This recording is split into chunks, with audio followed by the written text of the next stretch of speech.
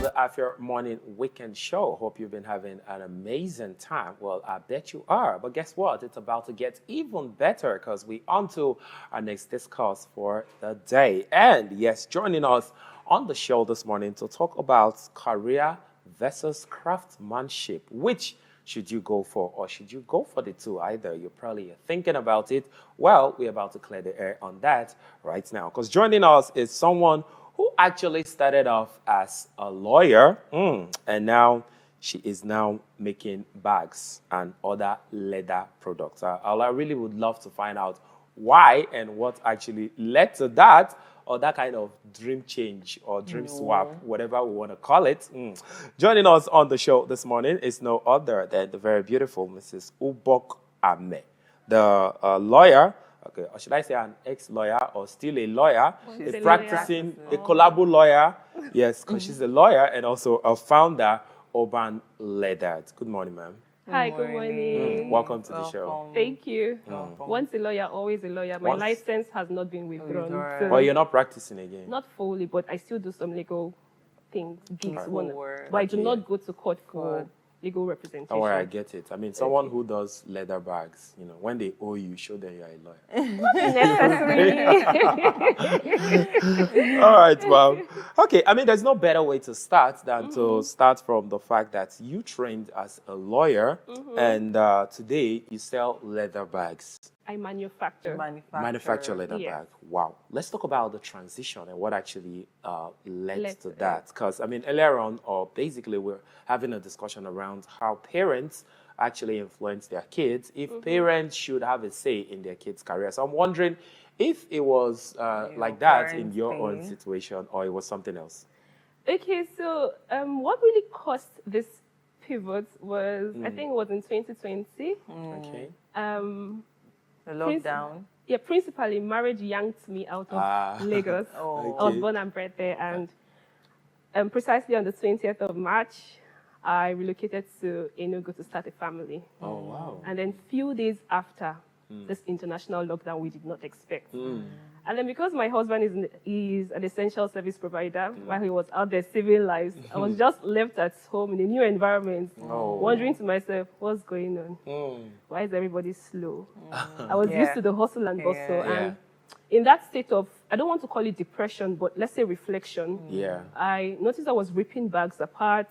I was doing more of online visitation. I was just going online, and then I just noticed that, come on, it's thread though. We used to sew this thing.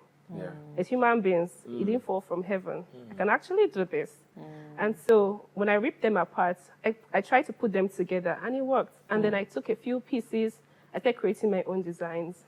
And then when the lockdown was over, I rocked my product.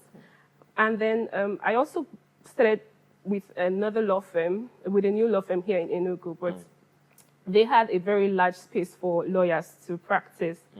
And when I wore this product out, they would ask, oh, where did you buy it from? I said, I made it myself. Oh, make for me. Now make for me, make for me, make for me. And that's how the business began, started. So I registered it in 2021. And then before we knew it, the orders became overwhelming that it started clashing with my legal responsibilities.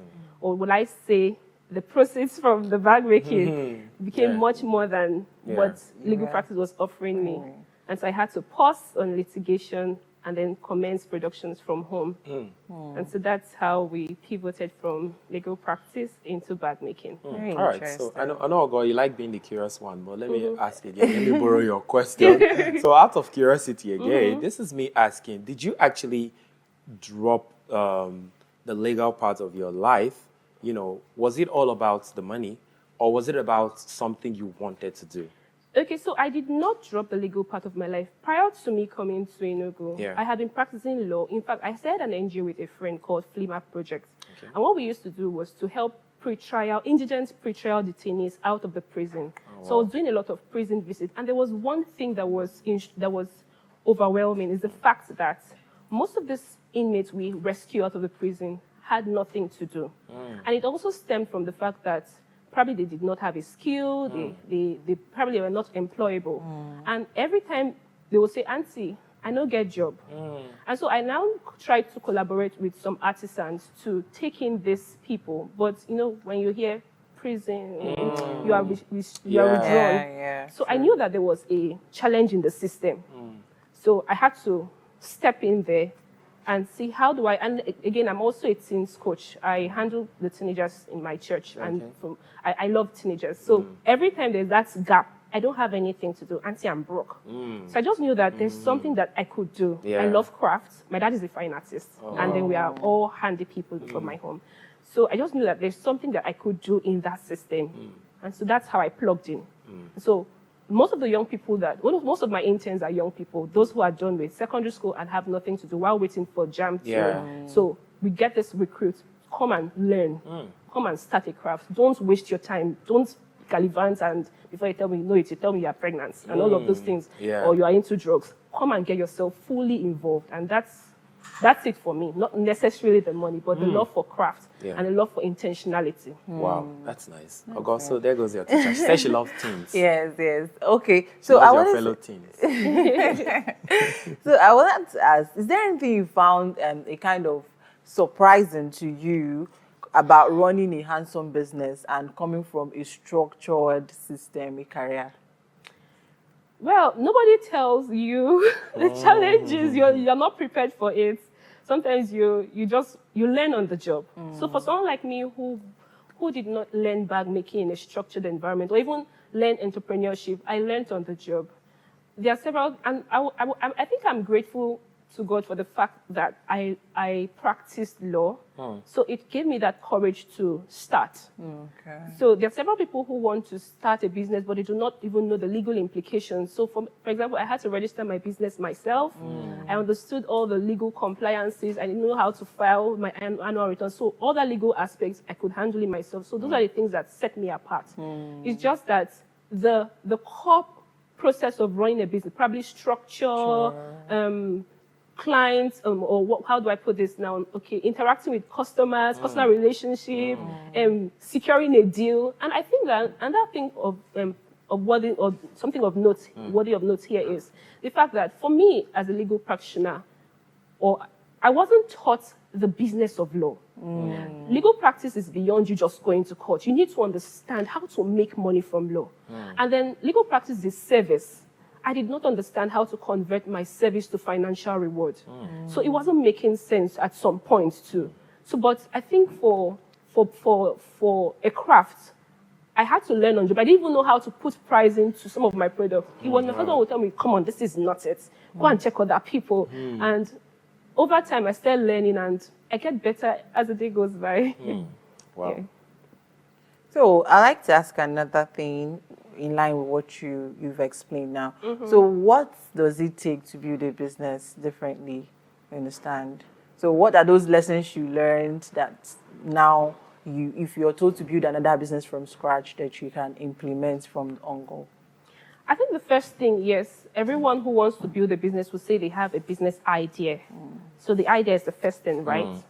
But there's something I've also noticed that a lot of people complain about, and the fact that, why their business isn't thriving or isn't growing, let me use the word growing, is that they are not involved in the business. So they just set up something, a structure, and then they put people there, maybe competent or not, but they leave and do other things. And then another thing is positioning or focusing on something.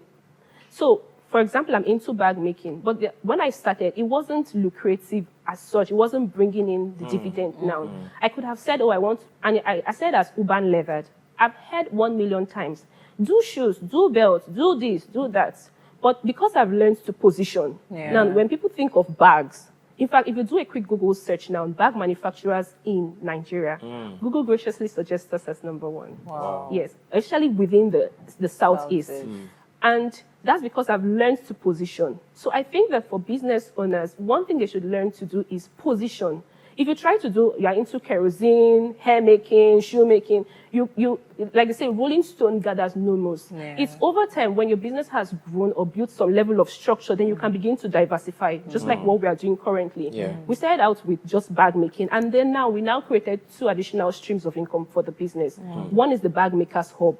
And then another is Bag Makers Academy. For the Bag Makers Academy, we are now training persons on the art of bag making. And then the Bag Makers Hub, there are persons who don't have our kind of equipment, but they subscribe to our hub and get their bags produced using our equipment. So those are streams of income that can come from one source when you learn to position. Yeah. So I think that's one of the things I've learned on this journey. Very, very insightful. Wow. Very insightful. As a Nigerian living in Nigeria in 2025, now when I say living in Nigeria, we should all know what I'm talking about. Yeah.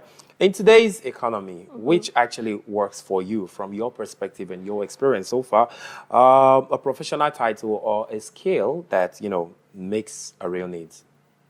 If I were to pick one, you know, everybody just feel like everybody's pivoting to business, picking a skill, and there was that era. Yeah, there was that era. You want to be in the career line, of building, climbing the corporate ladder. But now it feels like everybody's pivoting to a business. Even with the corporate, this thing, you want to build a business, develop a business from that corporate. So, what would you choose between the two? I think I would go for a career.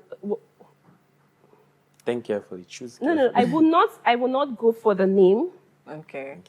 I would rather go for the skill rather than the name because I think over time the skill, the trade would build that name. You'll be reckoned. But if you just have a name that is empty, you have nothing. For me, it's intentionality. Another thing is purpose. Do I feel fulfilled doing what I'm doing? So, for example, many of the young people who pass through our training, most of interns, as soon as even before they are done. While they are training, we speak intentional things to them. We talk about our lives, career, what's the plan for you going forward. And as soon as they're done, they're gaining admission. I'm just like, oh my God. It gives me so much joy. Yeah. And there are some who will say, I'm not sure school is for me. School is scam. I'll go back. In fact, one of them is currently writing her WAEC. She had planned on not going back to school. Go back to school. So for me, it's the purpose, it's the intentionality. So I will not necessarily go for a title. I enjoy that space of building on your own. Yes. So do you think, still in the lines, so do you think it's important to build a business?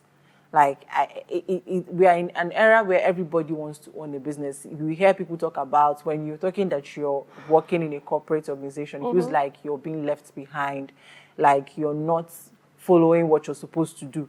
Everybody should build a business. Working for somebody is not necessary and all those things. Do you think can people just continue with building in the corporate system and living business, or you think it's necessary in somebody's life to own a business?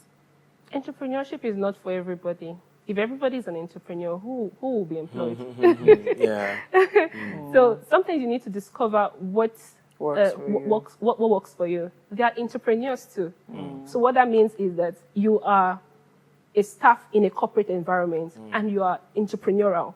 You are helping that environment, that corporate space grow, and you find fulfillment in it. So not everybody necessarily has to be an entrepreneur. You could also help other people build their dreams, and you'll find fulfillment in it. Wow. All right, so the Children's Day is around the corner, and we're talking about parents and how they can actually, guide their kids into becoming what they want to become. What would be your sort of advice to parents, who actually, because we still have parents who want their kids to still be the career kids, to still be doctors, lawyers, and if it's not that, it's not working. Yeah. So what would be your word of advice to them?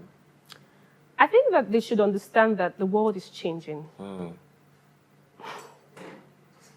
It's very unfortunate to say this. There are many lawyers, many doctors, many professionals who are not feeling fulfilled. True. But you see some artisans who are living the life. Yeah.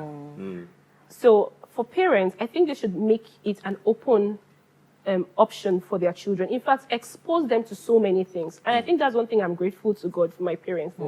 They exposed us to art. In fact, I remember them buying a box called Art World. They exposed us to coloring, drawing. They allowed us go into debates, acting, several. In fact, I play over 5 musical instruments. Wow. Yeah, I play for my church. I play the sax and the keyboard specific mostly. And that's because my parents exposed us. In fact, while I was in school, in the university where I was studying law, it was through music, keyboard and saxophone, I used to sponsor myself through school. Wow. Yes. So that's because my parents gave me that leverage to express myself. So for parents, if you want a happy child, allow them. but guide them. Because at that point, they may not know what exactly. They may be trying so many things, but you can advise them or guide them. Don't compel, no, if it's this one. If it's not this one, no. Yeah. And allow them express themselves, but guide them. Right. Yes. Right. Okay, thank you so very much, ma'am. Thank you for stopping you. by. And well done to you. It's you. not easy seeing a woman do all of these things, you know, in Nigeria as it stands. But then, like we love to say, the Lord is your muscle. So, yeah, keep on doing it. And well done to you. Thank you. All right. Okay, so there you have it. Career versus craftsmanship. Which would you go for? Choose wisely. And I mean, you just heard wise words from a wise woman who actually is blending the both of them together.